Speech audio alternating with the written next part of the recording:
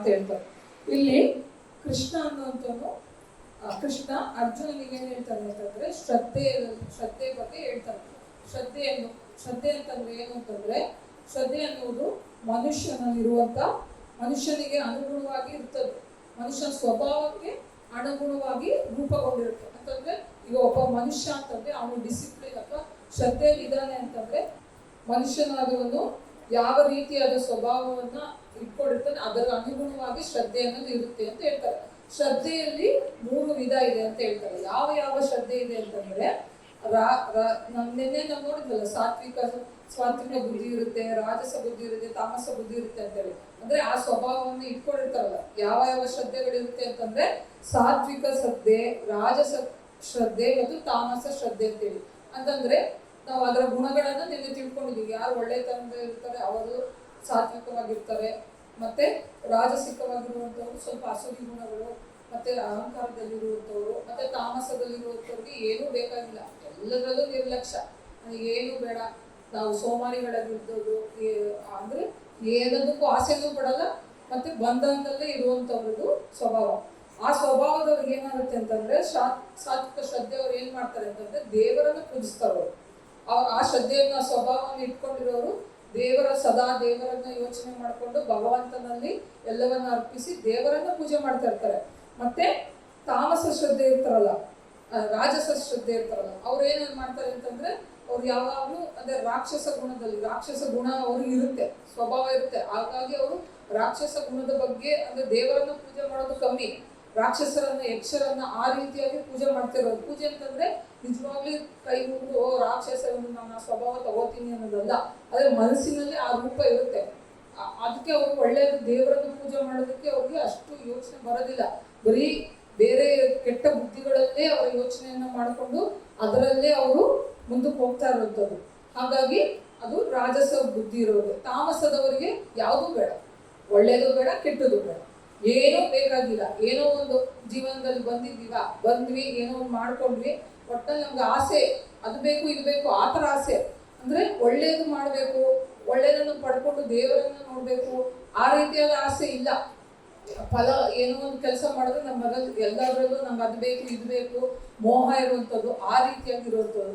ಮತ್ತೆ ಏನಾದ್ರು ಕೆಲಸ ಮಾಡ್ಬೇಕು ಅಂತಂದ್ರೆ ನಿರ್ಲಕ್ಷ್ಯ, ಅಯ್ಯೋ ಬಿಡು ಇವತ್ತು ಮಾಡಿದ್ರೆ ಆಯ್ತು ನಾಳೆ ಮಾಡಿದ್ರೆ ಆಯ್ತು ಅಂತ ನಿರ್ಲಕ್ಷ್ಯದಿಂದ ಇರ್ತಾರೆ. ಅವರು ತಾಮಸ ಶ್ರದ್ಧೆಯನ್ನು ಇಟ್ಕೊಂಡಿರ್ತಾರೆ. ಹಾಗಾಗಿ ಈ 3 ಗುಣಗಳನ್ನು ಇಟ್ಕೊಂಡಿರ್ತಾರಲ್ಲ, ಈ 3 ಗುಣಗಳಲ್ಲಿ ಏನಾಗುತ್ತೆ ಅಂತಂದ್ರೆ ಈ 3 ಗುಣಗಳಲ್ಲಿ ಇಟ್ಕೊಂಡಿರೋರಿಗೆ ಒಂದೊಂದು ಸ್ವಭಾವದಲ್ಲಿ ಬೇರೆ ಬೇರೆ ಚೇಂಜಸ್ ಅನ್ನು ಇಟ್ಕೊಂಡಿರ್ತಾರೆ.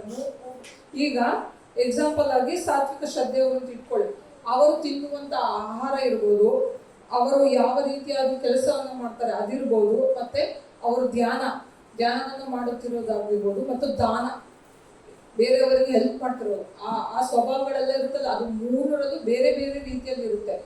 ತಾಮಸ ಸ್ವಭಾವದವರಿಗೆ, ಸಾತ್ವಿಕ ಸ್ವಭಾವದವರಿಗೆ ಅವರು ತಿನ್ನುವಂತ ಆಹಾರ ಬೇರೆ. ಸಾತ್ವಿಕದವರು ಒಂದು ಒಳ್ಳೆಯ ರೀತಿಯ ಆಹಾರವನ್ನು, ಸೀಮಿತವಾದ ಆಹಾರವನ್ನು ತಿನ್ಕೊಂಡು ಅವರು ಕೆಲಸವನ್ನು ಶ್ರದ್ಧೆಯಿಂದ ಮಾಡಿಕೊಂಡು ಭಗವಂತನ ಕಡೆ ಧ್ಯಾನವನ್ನು ಇಟ್ಟುಕೊಂಡು ಇತರರಿಗೆ ದಾನವನ್ನು ಮಾಡ್ತಾ ಅವರು ಮಾಡ್ತಾ ಇರ್ತಾರೆ. ಅದೇ ರೀತಿಯಾಗಿ ರಾಜಸ ಶ್ರದ್ಧೆ ಅಂದ್ರೆ ಅದು ರಾಕ್ಷಸ ಬುದ್ಧಿ ಇರ್ತಾರಲ್ಲ, ಅವರು ಸಹ ತಿನ್ನುವ ಆಹಾರದಲ್ಲಿ ಸೀಮಿತ ಇರಲ್ಲ, ಮಿತವಾಗಿರಲ್ಲ, ಕಂಡ ಆಹಾರವನ್ನು ತಿಂತಾ ಇರೋದು, ಯಾವ ರೀತಿಯಾಗಿ ಏನೇ ಆಹಾರ ಬರುತ್ತೋ ತಿಂತಾ ಇರೋದು. ಮತ್ತೆ ಯಜ್ಞ ಅಂದ್ರೆ ಕೆಲಸ, ಏನೋ ಒಂದು ಕೆಲಸ ಬೇಗ ಮಾಡ್ಬೇಕು, ಒಂದು ಕೆಲಸ ಮಾಡ್ಬೇಕು, ಆ ಕೆಲಸದಿಂದ ನನಗೆ ಉಪಯೋಗ ಆಗ್ಬೇಕು, ಬೇರೆ ಯಾರಿಗೂ ಏನೂ ಆಗ್ಬಾರ್ದು, ನನಗೆ ಉಪಯೋಗ ಆಗ್ಬೇಕು, ಆ ತರ ಕೆಲಸ ಮಾಡ್ತಾರೆ. ಮತ್ತೆ ಅವರು ತಪಸ್ಸು ಧ್ಯಾನ ಅಂತಂದ್ರೆ ಅವ್ರು ಭಗವಂತನೇನು ಅಷ್ಟು ಯೋಚನೆ ಮಾಡಲ್ಲ, ಭಗವಂತನನ್ನು ಪಡಿಬೇಕು ಅಂತ ಯೋಚನೆ ಮಾಡಲ್ಲ, ಒಟ್ಟಲ್ಲಿ ಏನೋ ಒಂದು ಕೆಲಸ ಮಾಡ್ಬೇಕು, ಅದನ್ನ ಮಾಡಿದ್ರೆ ಯಾವ ರೀತಿಯಾಗಿ ನಾನು ಶ್ರೇಷ್ಠತೆಯನ್ನು ಹೊಂದುತ್ತೀನಿ, ಫಲವನ್ನ ಹೊಂದುತ್ತೀನಿ ಅಂತಂದ್ರೆ ಪ್ರಾಫಿಟ್ ಅನ್ನ ನೋಡುವಂಥವ್ರು. ಮತ್ತೆ ದಾನದಲ್ಲಿ ಅಷ್ಟು ವಿಧವಾಗಿ ದಾನ ಮಾಡ್ಲಿಕ್ಕೆ ಇಷ್ಟಪಡಲ್ಲ, ಎಲ್ಲವೂ ನನಗೆ ಬೇಕು, ಯಾರು ಕೊಟ್ರೆ ನನಗೆ ಕೊಡ್ಲಿ, ನಾನ್ಯಾಕೆ ಬೇರೆಯವ್ರಿಗೆ ಕೊಡ್ಬೇಕು, ನನಗೆ ಇಲ್ಲ, ನಾನೇನಕ್ಕೆ ಬೇರೆಯವ್ರಿಗೆ ದಾನ ಮಾಡ್ಬೇಕು, ನನ್ನನ್ನೇ ಇಲ್ಲದಿರೋ ನಾನು ಯಾಕೆ ಕೊಡ್ಬೇಕು ಅಂತ ಆ ರೀತಿಯಾಗಿ ಯೋಚನೆ ಮಾಡುವಂತ ಸ್ವಭಾವ ಇರುತ್ತೆ. ಯಾರಿಗೆ? ರಾಜಸದವ್ರಿಗೆ. ತಾಮಸದವ್ರಿಗೆ ಹೇಳಿದಲ್ಲ, ನಿರ್ಲಕ್ಷ್ಯತೆಯಿಂದ ಇರ್ತಾರೆ. ಅವ್ರಿಗೆ ಆಹಾರ ಅನ್ನೋದಾದ್ರೆ ಸಿಕ್ಕ ಆಹಾರ, ಜಾಸ್ತಿ ಕಮ್ಮಿ ಅಂತ ಏನಿಲ್ಲ, ಯಾವುದು ಕಾಣುತ್ತೋ ಅದು ಬೇಕಾ, ಹೊಟ್ಟೆಗೆ ಬೇಡವಾ, ಕಾಣಿಸ್ತದೆ ಕಣ್ಣಿಗೆ, ಸಿಕ್ಕಿತ್ತು ತಿಂದು ಅಷ್ಟೇ. ಮತ್ತೆ ಅವ್ರು ಯಜ್ಞ ಧ್ಯಾನ ಆ ಥರದಲ್ಲಿ ಕೆಲಸ ಮಾಡ್ಬೇಕಾದ್ರೂ ಸಹ ನಿರ್ಲಕ್ಷ್ಯನೇ ಇರುತ್ತೆ, ಈ ಕೆಲಸ ಎಲ್ಲಿಂದ ಬಂತು, ಆ ರೀತಿಯಾಗಿ ಮಾಡ್ಕೊಂಡು ಹೋಗ್ತಾ ಇರ್ತಾರೆ. ಆ ರೀತಿಯಾಗಿ ಮಾಡಿಕೊಂಡು ಈ 3 ಸ್ವಭಾವಗಳು ಸಹ 3 ಜನರಲ್ಲೂ ಬೇರೆ ಬೇರೆ ರೀತಿಯಲ್ಲಿ ಇರುತ್ತೆ ಅನ್ನೋದನ್ನ ಕೃಷ್ಣ ಹೇಳ್ತಾನೆ. ಮತ್ತು ಒಂದು ತತ್ವವನ್ನು ವಿವರಿಸ್ತಾನೆ. ಏನು ತತ್ವ ಅದು ಅಂತಂದ್ರೆ ಓಂ ತತ್ಸತ್ ಎಂಬ ತತ್ವವನ್ನ ವಿವರಿಸ್ತಾನೆ. ಈ ಓಂ ತತ್ಸತ್ ಅನ್ನೋದು ಏನು ಅಂತಂದ್ರೆ ಯಜ್ಞ ತಪಸ್ಸು ಮತ್ತು ದಾನದ ಶ್ರದ್ಧೆಯನ್ನು ಸೂಚಿಸುತ್ತೆ.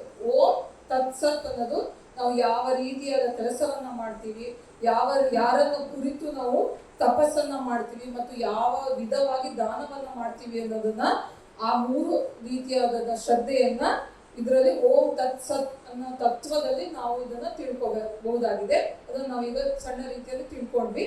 ಮತ್ತು ಈ ಅಧ್ಯಾಯ ಬಂದು ನಮ್ಮಲ್ಲಿ ಅಂದ್ರೆ ಆತ್ಮದಲ್ಲಿರುವಂತ ನಮಗೆ ಆಂತರಿಕವಾಗಿ ನಮಗೆ ಯಾವ ರೀತಿಯಾದ ನಂಬಿಕೆ ಇದೆ ಮತ್ತು ಅದರ ಪ್ರಭಾವ ದೇವರ ಮೇಲೆ ನಾವು ಭಗವಂತನನ್ನು ಯಾವ ರೀತಿಯಾಗಿ ಪೂಜಿಸ್ತೀವಿ, ಆ ಭಗವಂತ ನಮಗೆ ಯಾವ ಪ್ರಭಾವವನ್ನು ಬೀರ್ತಾನೆ, ಅದರಿಂದ ನಾವು ಯಾವ ರೀತಿಯಾಗಿ ಉತ್ತಮಗೊಳ್ಬಹುದು ಅನ್ನೋದನ್ನ ಶ್ರದ್ಧಾತ್ರಯ ವಿಭಾಗ ಯೋಗ ಅನ್ನೋದ್ರಲ್ಲಿ ನಾವು ಕಲ್ತಿರುವಂಥದ್ದು.